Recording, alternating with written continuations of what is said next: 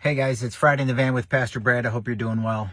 This morning I was reading in Philemon, which is a great little one chapter letter that Paul writes to a friend of his that is a brother in the Lord. And he is sending his former slave back to him. So Philemon had a runaway slave named Onesimus. Onesimus got in contact with Paul somehow. I assume he got arrested because Paul's in prison. And then we see Paul sending Onesimus back to Philemon. And here's what I want to point out.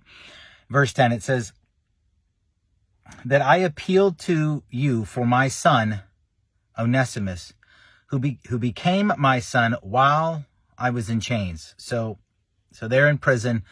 Onesimus, who was formerly not a believer, became a believer through Paul's ministry in the prison. Now, very carefully look at verse 11.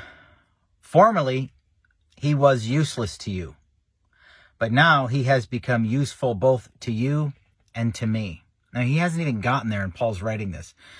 So apparently Onesimus had already described his previous relationship with Philemon and sort of confesses, I was not a very good worker, right? Like, he was useless, it says. And just for context's sake here, this kind of slave or bondservant would have been something that would have been a negotiated transaction that was reciprocal. They agreed that this is what we were going to do. There's no putting them into bondage. This isn't the kind of slavery that we're used to hearing about. At any rate, a person might be a landowner and they need more workers in their field or whatever, so they hire people to work room and board, X amount of money for X amount of time. And it's not an hourly rate type deal. So you might agree to work for a person for a year or 2 years or 10 years or what. I don't think actually there was any more than 7. Not sure about that. But so you could agree on the timeline. Now, Onesimus agreed to that and then ran. So was a bad worker to begin with, but then he took off. Then he did something to get himself probably put in jail, which is where he met Paul. This brings us to verse 12. I am sending him who is my heart, my very heart, back to you. Paul is saying he's not just a brother in the Lord. I love him. Right? So, I forgot to mention, he is both useful to me and to you. So Paul's saying he's been very helpful. Okay. And he's going to be helpful to you when I send him back to you. Verse 13, I would have liked to keep him with me so that he could take your place in helping me while I'm in chains for the gospel. So Paul's relationship with Philemon was that Philemon was very much helpful to Paul in the past. And he's saying, man, I would love to just keep Onesimus with me. And he would sort of serve as your proxy, being my helper and taking care of, some of the things that I need done and so on. So, but Paul's saying, as much as I'd like to do that, he goes on to say, but I do not want to do that without your consent, so that any favor you do would not seem forced, but would be voluntary. Perhaps the reason he was separated from you for a little while was that you might have him back forever.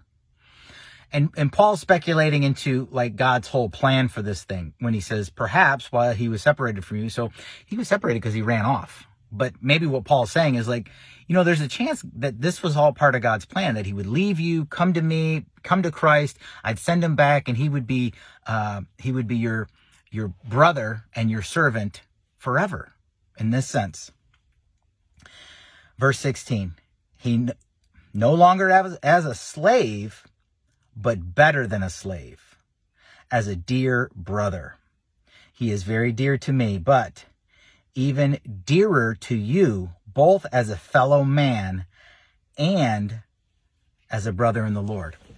So watch this. He is saying, look, I know he was a bad worker and he ran off, and you have every reason to say this guy's not worth taking back kind of deal. Even though he owes you still. This is not a good situation, right? I don't know if he left on really bad terms, as like he just ran, or did he steal something before he left? We don't know any of that, but situation's tense. Paul's sending him back because it's the right thing to do. And he says this to him. He says, but don't receive him as a slave. Receive him as a brother, because he is now a brother in Christ. And then both as a fellow man and as a brother in the Lord. Meaning he's not just coming back as who he was. He's a better man. He came to Christ. His life is transformed. He is actually a better man. Receive him as that way. So if you consider me a partner, welcome him as you would welcome me. And then he goes on to say, and if there's any debt against him, then charge it to my account, and so on. And so he begins to talk to him. What I noticed here, this is not just a story about bondservants and slavery and all of that stuff. One of the things we can take away from this is the change that happens in a person when they come to Christ. See, you have a job. You might be a nurse or a teacher, or you might clean houses, or whatever your job is. That's your vocation. You do it because you get a paycheck. But as a believer, you don't just have the obligation of your your employee-employer relationship. It's no longer just simply an employer-employee relationship you have. You now have an obligation as a believer to serve and to be a better worker than you were before. As a believer in Christ, you ought to be a servant, not because you're being paid, but a servant because it honors God. And so he's saying here that you're not getting Onesimus back, the old Onesimus, you're getting the new 2.0 Onesimus, a brother in the Lord. Treat him with love and respect because he has earned it being in Christ. And, just the whole relationship dynamics are going to change here.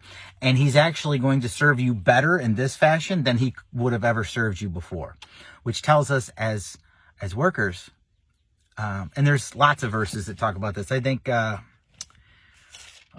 Corinthians 10 and Colossians 3, I think both say something similar to this. Do all you do as if unto the Lord. Do what you do to glorify God. Do what you do in the name of the Lord. And so I hope that in all of this Bible study, you get the fact that as a believer, standards are higher and better, and you can work and serve because you know that everything you do is counted as unto the Lord. And he's watching, and he wants to know what kind of servants, what kind of people we are, and how we reflect who God is in the world. And so I was encouraged by this morning. I hope you are. I know I went long. I usually try to stick to 6 minutes, and I went to 8, so I apologize. But may this be a blessing to you this morning.